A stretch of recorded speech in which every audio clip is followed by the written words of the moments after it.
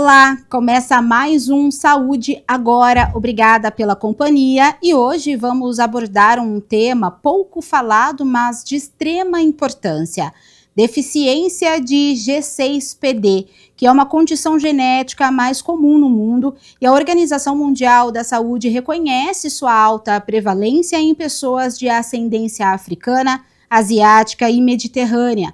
Estima-se que mais de 400 milhões de pessoas no mundo, incluindo cerca de 6 milhões de brasileiros, vivam com essa deficiência, o que caracteriza como um grande desafio de saúde pública. Vamos entender tudo com o nosso convidado, Ciro Martinhago, ele que é médico geneticista, especialista em doenças raras pela Sociedade Brasileira de Genética Médica e PhD em genética reprodutiva. Seja muito bem-vindo. Satisfação recebê-lo aqui no Saúde Agora, Ciro. Muito obrigado pelo convite. Para mim é um enorme prazer conversar um pouquinho sobre genética com vocês aí. Tá certo, Ciro. Para a gente iniciar, então, o que é essa deficiência, Quais são as causas e por que ela acomete principalmente pessoas negras, essa genética? Muito bem. A deficiência de G6PD é uma doença hereditária. A gente chama de doença ligada ao sexo, porque é uma doença que atinge principalmente, mais de 90% das vezes, os homens. Lembrando que a genética da mulher e a genética do homem é um pouquinho diferente. A mulher possui nos cromossomos sexuais 2 cromossomos X. E como esse gene está no cromossomo X, Cassiane, as mulheres são protegidas, porque se ela tem 2 genes e um não funciona, o outro acaba funcionando. Mas inevitavelmente, se as mulheres tendo filhos meninos, elas vão mandar apenas um desses 2 cromossomos. E se ela mandar o cromossomo X, que tem o gene com defeitinho, esse homem inevitavelmente vai receber a mutação, mas não necessariamente vai desenvolver os sintomas. Esse é o lado positivo da doença. Então, a maioria dos casos, os quais os homens são portadores da mutação, eles não desenvolvem sintomas, são assintomáticos. Isso é muito bom, mas para aqueles que desenvolvem, como você perguntou, quais são as causas, a etiologia é hereditária, é genética. Mas vai depender, Cassiano, do meio ambiente. Então vai depender muito da dieta dessa pessoa, vai depender aí também de algumas medicações que podem desencadear o problema e até mesmo infecções. Usualmente, os primeiros sintomas, infelizmente, são ao nascimento. Então, a própria prematuridade de um bebezinho, a gente, que nem as mamães dizem por aí, o meu bebê precisou tomar luz, doutor, ele ficou meio ele teve icterícia, ele ficou meio amarelinho após o nascimento dele. Então, essa é uma causa hereditária de anemia hemolítica mais comum no mundo, como você mesmo falou, Cassiane. Esses são dados de 1996, estimava-se 400 milhões de pessoas no mundo, e já descrito em mais de 35 países diferentes com a preferência por essa etnia. Por que a preferência por essa etnia, Cassiane? A gente chama isso de efeito fundador. Lá nas gerações, há centenas de anos atrás, um desses indivíduos tinha doença e começou a transmitir essa doença durante uma determinada população, e é por isso que algumas populações são mais frequentes. O que acontece na população oriunda da África, população negra principalmente? Não só da malária, mas também de outras doenças, aí como, principalmente a malária, algumas doenças como a deficiência de G6PD, a anemia falciforme, que é mais comum também em população negra, acaba protegendo esses indivíduos dos sintomas graves da malária.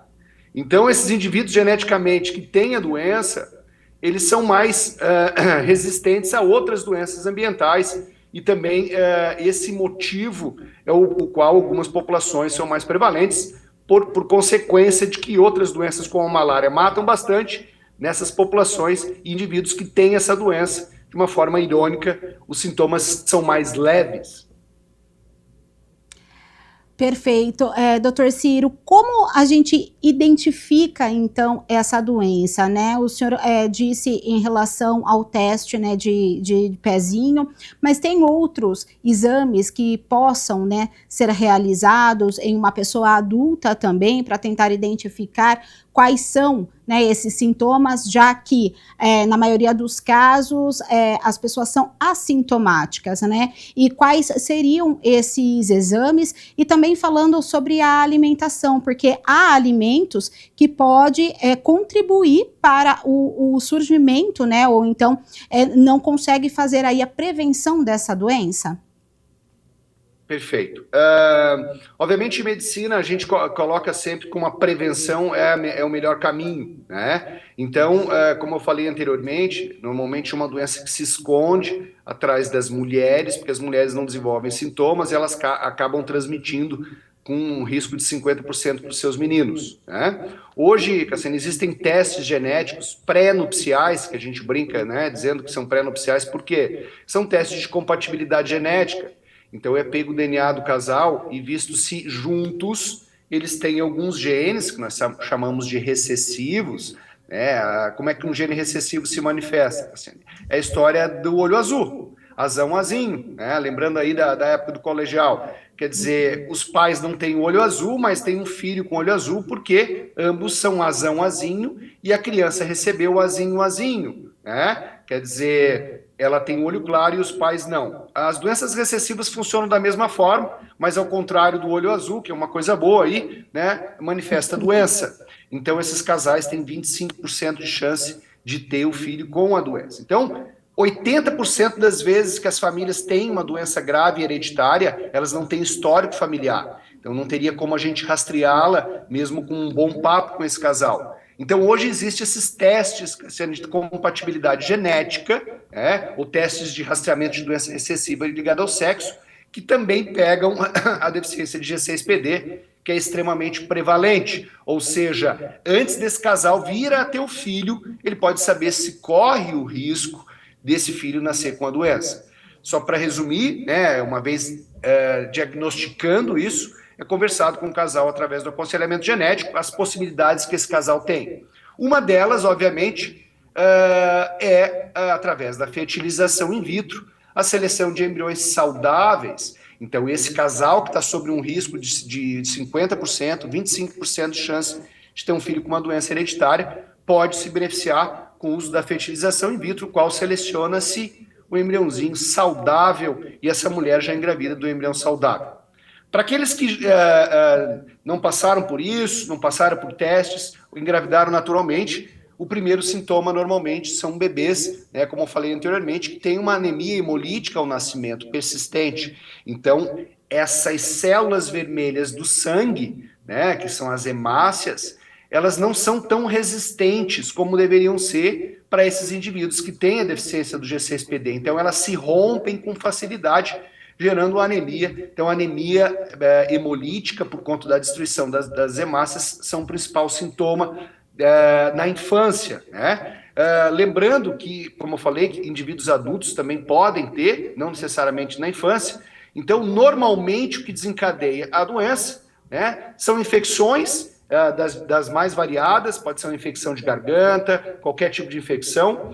Exposição, como você bem falou, a certos medicamentos, né, como sulfonamidas, aspirinas em altas doses, né, certos antibióticos, alimentos, né, principalmente alimentos de feijão de fava, são conhecidos por provocar aí a reação em pessoas com essa deficiência, e o estresse oxidativo também, né, quer dizer, qualquer tipo de estresse a longo prazo pode trazer isso, os sintomas, né, desencadear como gatilho a doença em si. Então, esses indivíduos adultos, onde tem anemia, tem fadiga, palidez, também tem icterícia, eles relatam que a urina fica de cor escura e normalmente o baço que sequestra essas células, o baço ele é aumentado, né? Então algumas secretarias, como por exemplo a Secretaria do Distrito Federal, ela distribui aí à população, aos médicos, né, uma cartilha explicando como lidar com a doença, que alimentos devem ser evitados,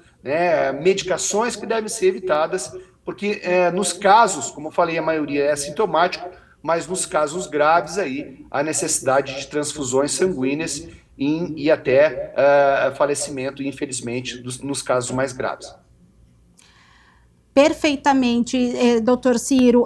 Eu até ia questionar, né, a respeito das medicações, né, dos alimentos, e é importante, né, ressaltar também que é uma doença, como o senhor mesmo disse, a genética e não tem cura, né? Então, assim, a pessoa ela vai ficar ao longo da vida, né, com essa doença. O importante é saber identificar e também ter a saúde mental precisa também estar bem controlada, né, diante dessa doença. Então, qual é a orientação, né, qual a dica para essa pessoa que tem essa doença ou que teve um filho com essa doença? Qual que é essa prevenção ao longo da vida, né, para conviver com essa doença genética? Então, as dicas que a medicina dá para esses pacientes são basicamente 3. A primeira delas é evitar os gatilhos, né? É importante evitar medicamentos e alimentos que possam causar as crises, né? Então, ter isso sempre em mãos. Olha, vai no médico e diz, olha, doutor, eu tenho essa doença, não posso tomar determinados medicamentos, né?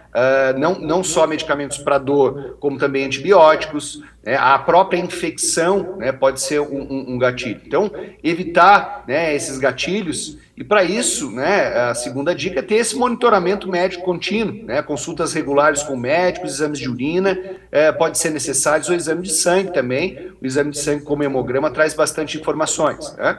E claro, uma vez tendo a crise, né, tendo algum sintoma, procurar um médico ou um pronto-socorro o quanto antes, né, principalmente em caso de hemólise severa, que pode ser necessário, como eu falei, um tratamento hospitalar e, em último caso, até mesmo aí a transfusão sanguínea, quando o caso da hemolia é muito grave. E só para a gente finalizar, doutor Ciro, o SUS, né, o Sistema Único de Saúde, ele tem preparo, ele está preparado para atender, né, pacientes com essa doença? Sem dúvida nenhuma. Quer dizer, como eu falei para você, a primeira coisa é evitar os fatores, né, que desencadeiam os gatilhos, etc. Quer dizer, o paciente o qual frequenta, né, o médico regularmente, o pediatra, o médico de família, ele vai ser muito bem orientado, né, assim, quanto às medicações que não deve tomar, o que ele deve fazer e evitar que tenha o gatilho e que tenha os sintomas. Então, eu acho que esse é o primeiro grande ponto aí, porque uma vez desencadeando a doença, a gente não sabe como que pode ser a consequência dela, né? Mas mesmo assim, o SUS hoje não há nenhum tipo de medicação extremamente cara ou algum tipo de coisa que o SUS não consiga tratar esse paciente. Mas nesses pacientinhos, independente da condição financeira, sempre o melhor tratamento é a prevenção para que desencadeie os sintomas. Tá certo, doutor Ciro, muito obrigada por esclarecer essas dúvidas, né, em relação a essa doença tão comum, mas ao mesmo tempo tão difícil, né, da gente falar, tão pouco falado, principalmente aqui no Brasil. Então, eu agradeço muito, foi muito esclarecedor as suas respostas. Obrigada pela sua participação aqui no Saúde Agora. Muito obrigado. A gente fica por aqui, obrigada a você pela companhia e até a próxima edição do Saúde Agora.